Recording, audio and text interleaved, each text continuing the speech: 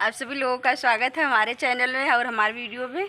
आप लोगों को बहुत ही मज़ेदार चुटकुला पति पत्नी की नोकझोंक कजरी गीत सुना रही हूँ। और आज आई हूँ मंदिर पर वीडियो बनाने। आज मंदिर पर कोई नहीं है, बहुत ही अच्छा लग रहा है और आप लोगों को यहीं पर बहुत ही मज़ेदार हंसने के लिए कजरी गीत सुना रही हूँ। कि पियवा देखन में बड़ा शौकीन बा, रखल सवातीन बाना। कि पियवा देखन में बड़ा शौकीन बा, रखल सवातीन बाना। एक तो 16 की उम्र हमसे होला ना सबर, एक तो 16 की उम्र हमसे होला ना सबर, एक तो 16 की उम्र हमसे होला ना सबर। से जिया एक गो बस उतल तीन बार, रखल सब 3 बाना।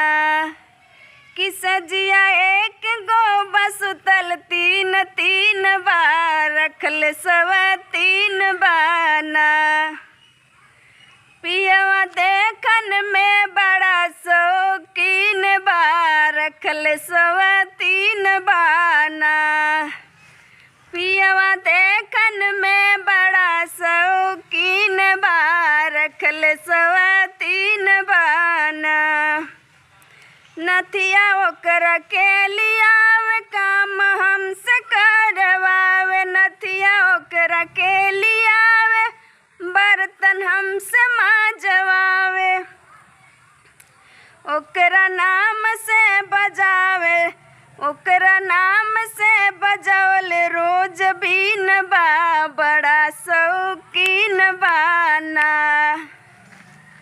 कि ओकरा नाम से बजौल रोज बीन बा, बड़ा शौकीन बाना। पियवा देखन में बड़ा शौकीन बा, रखल सब 3 बाना।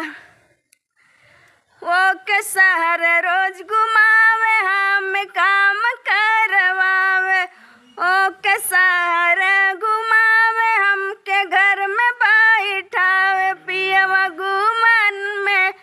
पियवा घूमन में बड़ा शौकीन बा, रखल सब 3 बाना। पियवा देखन में बड़ा शौकीन बा, रखल सब 3 बाना। आप लोग बताइएगा कजरी गीत कैसी है। बस हंसने के लिए कजरी गीत गाई हूँ।